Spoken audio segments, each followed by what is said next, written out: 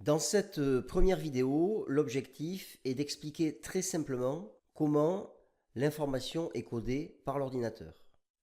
En effet, lorsqu'on va travailler en HTML, on va être confronté à des normes de codage pour les caractères alphanumériques, c'est-à-dire les lettres et les nombres, et on va être également confronté à des codages lorsqu'on va travailler avec des couleurs, puisque les couleurs en HTML sont codées avec un codage qu'on appelle l'hexadécimal et qu'on va expliquer très simplement dans cette vidéo.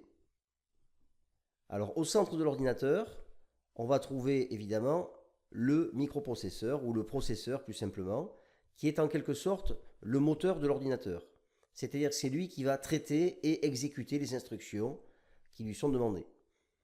Pour ça, il possède des petites mémoires qu'on appelle des registres, qui sont petites mais extrêmement rapides et qui lui permettent de faire des calculs et de traiter des informations très rapidement.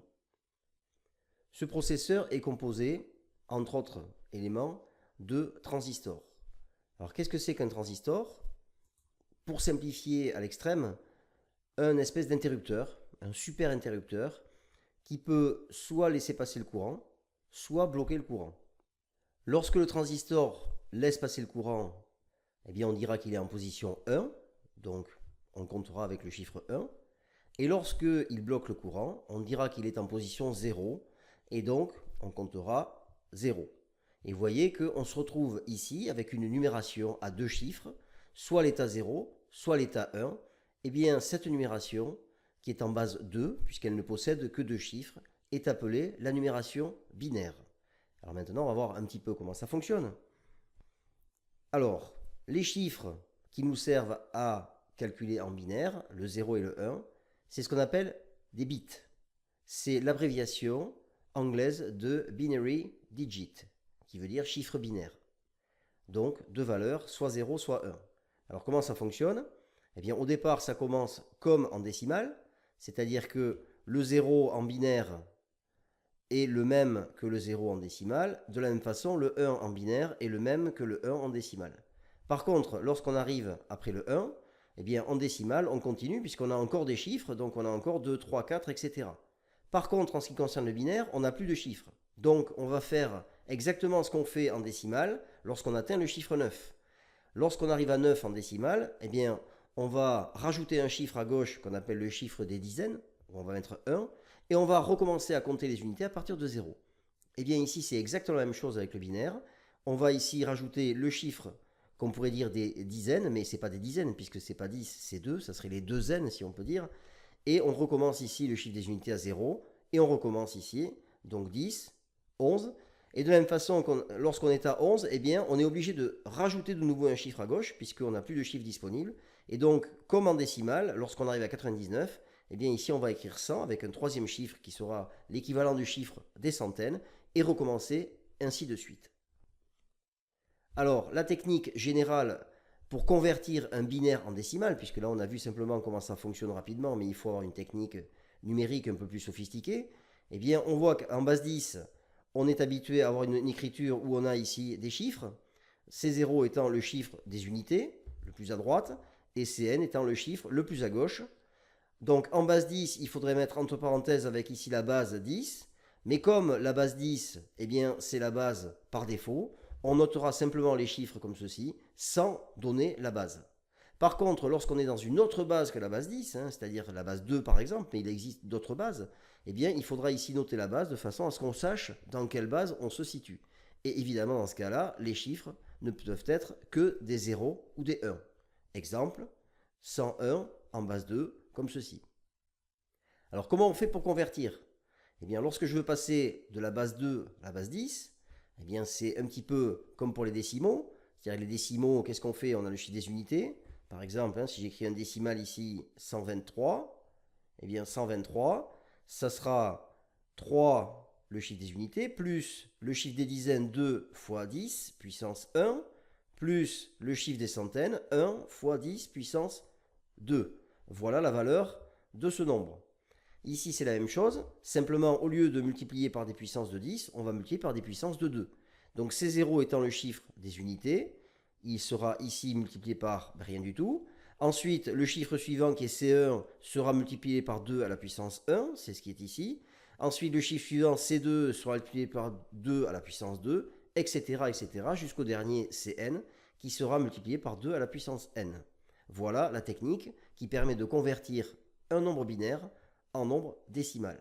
Dans l'exemple qui est proposé ici, 101 en base 2, donc je fais ce que je viens de dire, c'est-à-dire ici mon chiffre des unités, eh bien 1, je le laisse tel quel, je lui ajoute le chiffre qui suit fois 2 puissance 1, c'est ce que je fais ici, je lui ajoute le chiffre qui suit fois 2 puissance 2, c'est ce que j'ai fait ici.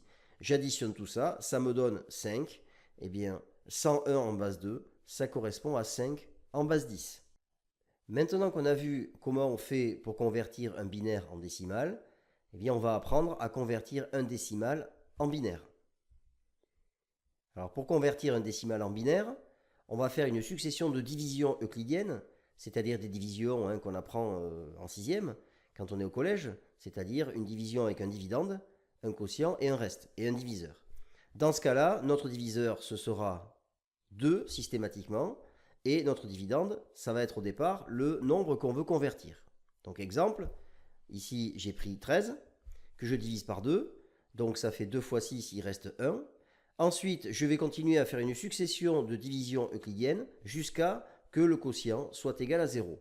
Donc je continue, je récupère ici le 6 que j'ai trouvé au quotient, et ça devient mon dividende. Je le redivise par 2, donc ça fait 2 fois 3 plus il reste 0. Ensuite, je reprends ici le quotient que je redivise par 2, donc 3 c'est 2 fois 1 plus 1. Je reprends ici mon quotient que je redivise par 2, donc 1 c'est 2 fois 0 plus 1. Et ici, vous voyez que j'ai bien obtenu mon quotient égal à 0. Par conséquent, c'est terminé. J'ai trouvé mon binaire. Pour écrire mon binaire qui est égal à 13 en base décimale, eh bien, il suffit de reprendre les restes en partant du dernier jusqu'au premier. Donc ça fait 1, 1, 0, 1. Et voilà notre résultat. 13, c'est 1101 en base 2. On constate que même avec des petits nombres en décimale, ici 13, eh bien on a déjà un nombre en binaire qui fait 4 chiffres. Donc on imagine rapidement que lorsqu'on va avoir des grands nombres décimaux, eh bien évidemment on va avoir ici beaucoup de chiffres, et donc les nombres binaires seront très difficiles à manipuler pour nous êtres humains, alors que pour l'ordinateur évidemment c'est ce qui est le plus adapté. Donc c'est pour ça que on a instauré une nouvelle unité de mesure plus pratique qui est l'octet. Alors l'octet, c'est quoi? Eh bien, un octet, ça correspond ici à 8 bits. Alors un octet en anglais, ça se prononce byte. Ok, c'est pour ça qu'on parle de mégabyte, etc. Nous, naturellement, on connaît en informatique le kilo-octet, le mégaoctet, le téraoctet, etc. Ce sont des notions assez habituelles pour nous. Alors comment ça fonctionne un octet?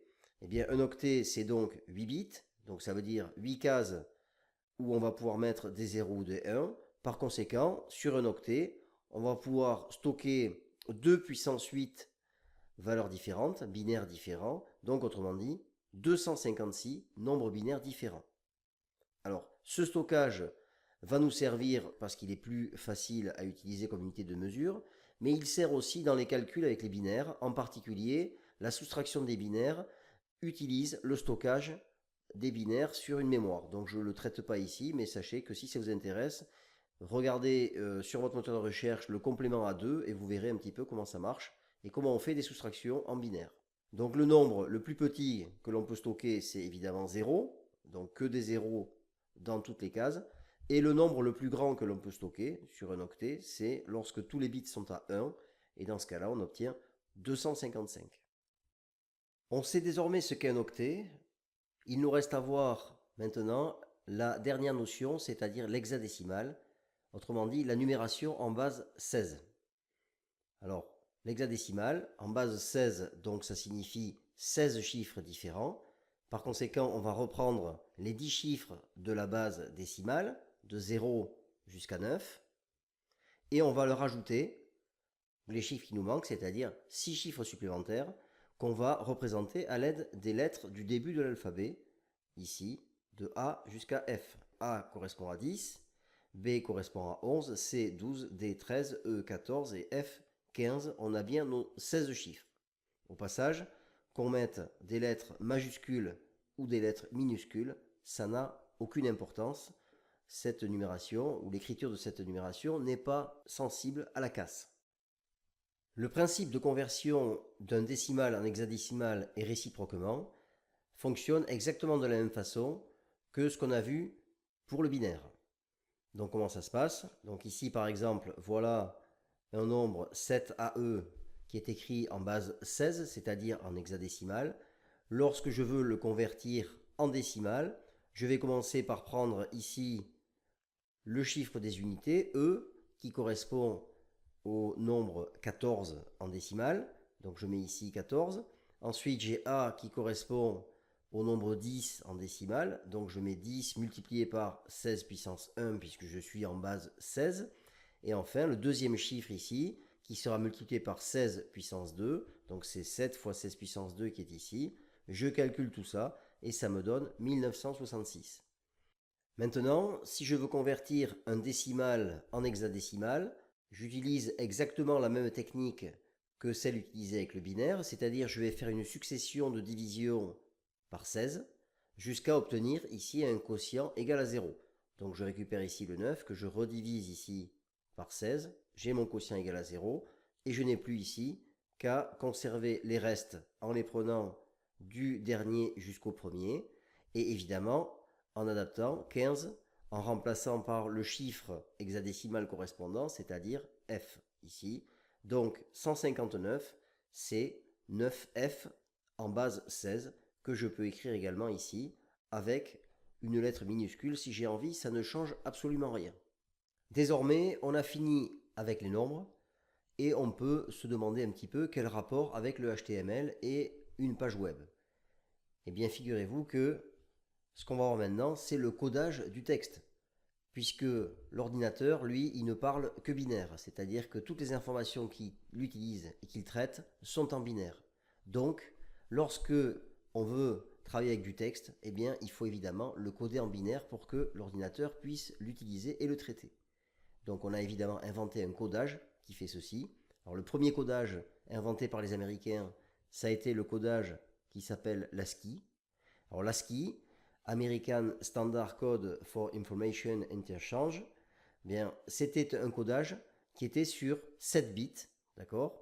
Donc un octet moins 1 bit, et par conséquent, on pouvait stocker 2 puissance 7 caractères différents, c'est-à-dire 128 caractères différents.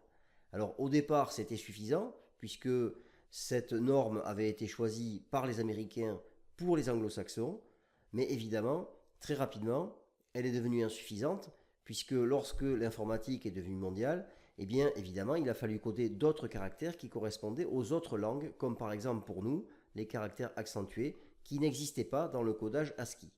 Donc plusieurs normes ont commencé à apparaître, des normes qu'on appelait ISO, qui sont apparues dans les différents pays et qui étaient plus ou moins compatibles et difficiles à utiliser simultanément.